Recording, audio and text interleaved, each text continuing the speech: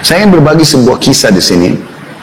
Kisah ini saya baru dapatkan, sebenarnya dikirim oleh salah satu sahabat dekat saya, Abdurrahman Suhaib. Hafidhahullah, beliau salah satu teman yang tinggal di kota Jeddah.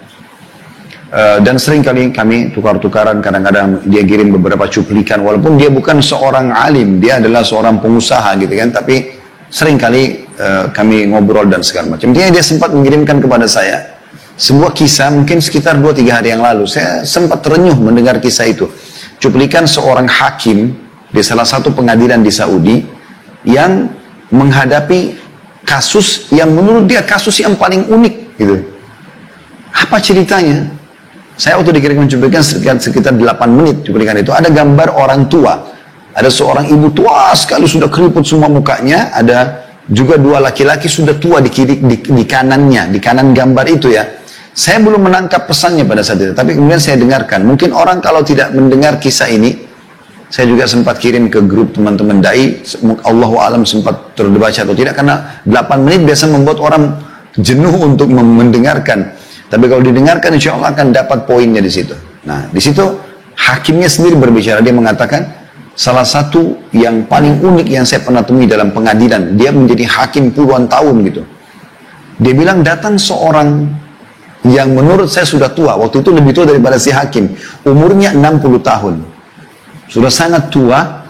Jenggotnya sudah putih.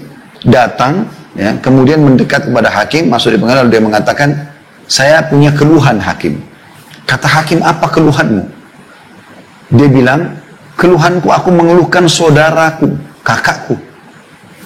Kata hakim, awalnya saya berpikir, umur 60 tahun, mau mengeluhkan kakaknya, masalah apa ini? Gitu.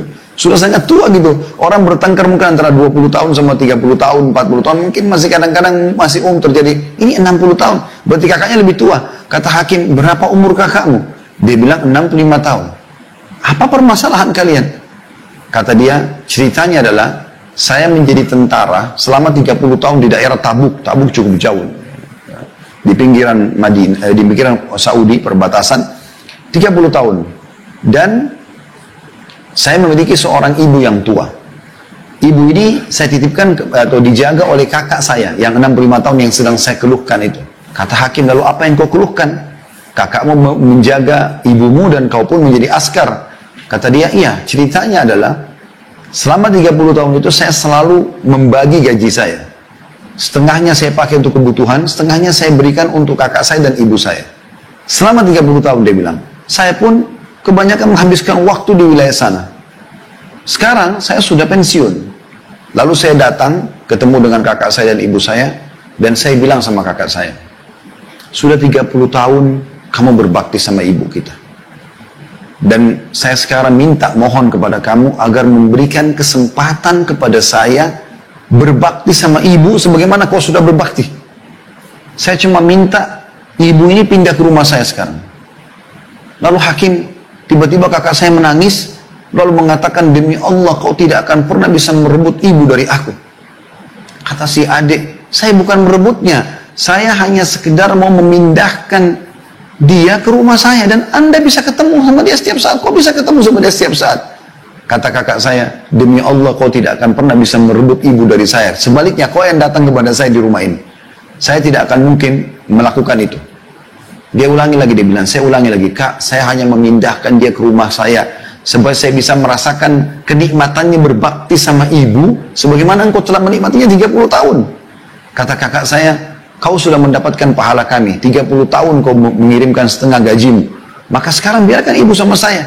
Jadi subhanallah, kata hakimnya, selama ini orang bertengkar antara saudara memperebutkan warisan, memperebutkan kedudukan, atau apalah. Ini memperebutkan di umur 60 sama 65 tahun, siapa yang lebih bisa merawat ibunya. Itu luar biasa gitu. Hakim ini menceritakan sambil meneteskan air mata, di suaranya itu kayak agak paro gitu. Lalu dia bilang, saya pun mengatakan sama dia, baik, coba panggil kakakmu sama ibumu ke pengadilan. Kata dia, baiklah.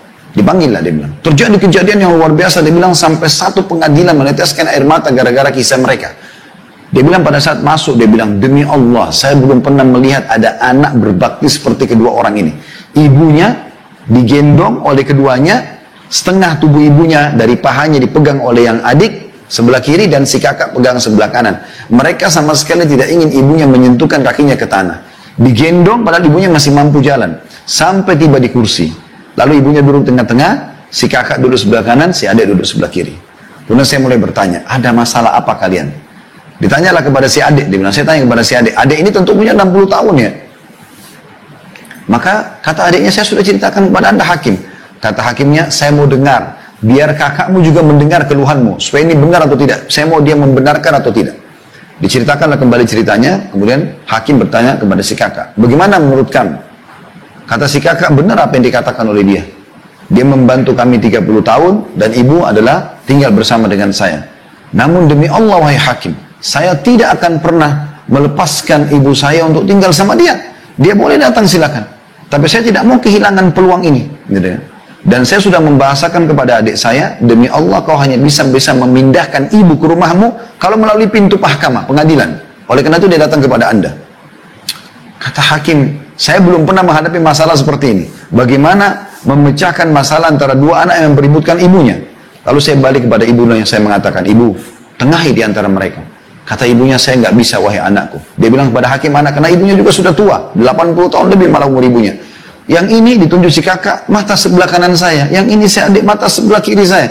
Dua-duanya ini berbakti sama saya. Saya tidak tahu harus menengahi mereka bagaimana.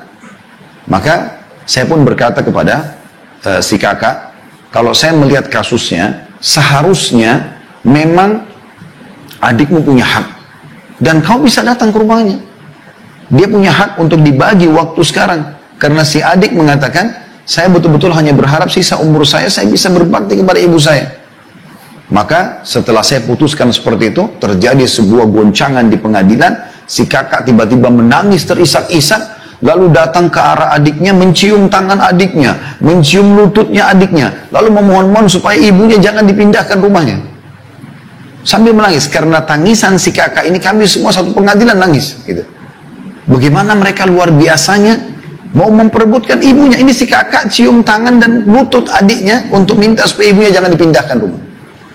Kata adiknya, wahai kakak, saya hanya minta pindah, berikan saya kesempatan berbuat baik sebagaimana kau telah buat baik sama ibu. Kau bisa datang. Setelah dia tahu, adiknya tidak mau lagi melepas kesempatan itu, maka dia pun berkata kepada hakim, wahai hakim, saya akan menerima ini, tapi dengan syarat satu.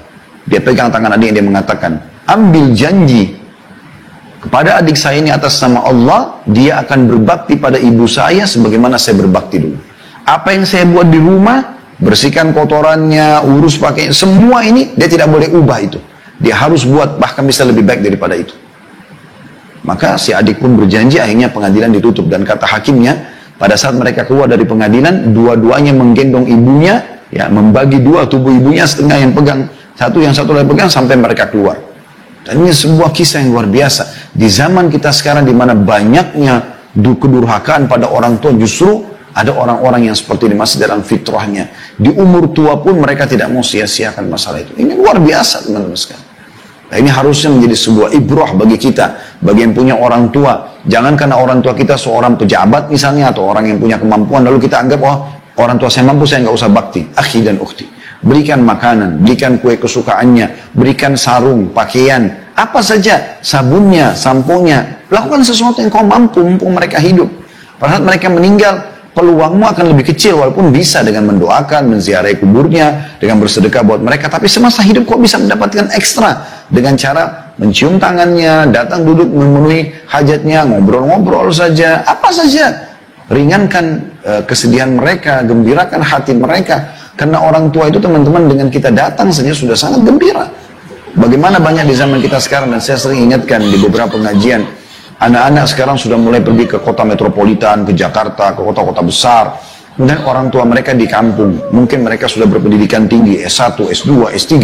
Mereka sudah bergelar profesor. Kosakata yang digunakan, retorik yang digunakan juga sudah bahasa-bahasa akademik. Orang tuanya mungkin SD pun tidak. Maka terjadi ya gejolak yang syaitan lahirkan dalam dirinya, merasa diri lebih daripada orang tua. Sehingga dia malu bertemu dengan orang tuanya, malu kalau diperlihatkan orang tuanya kepada murid-muridnya, atau kepada siapapun karena dianggap nilai pendidikannya kurang. Atau kalau orang tuanya telepon walaupun hanya mau mendengar suaranya buru-buru, sudah ibu ayah saya ada meeting. Tapi kalau teman bisnisnya atau siapapun yang telepon, maka mereka akan malah memperhatikan ekstra.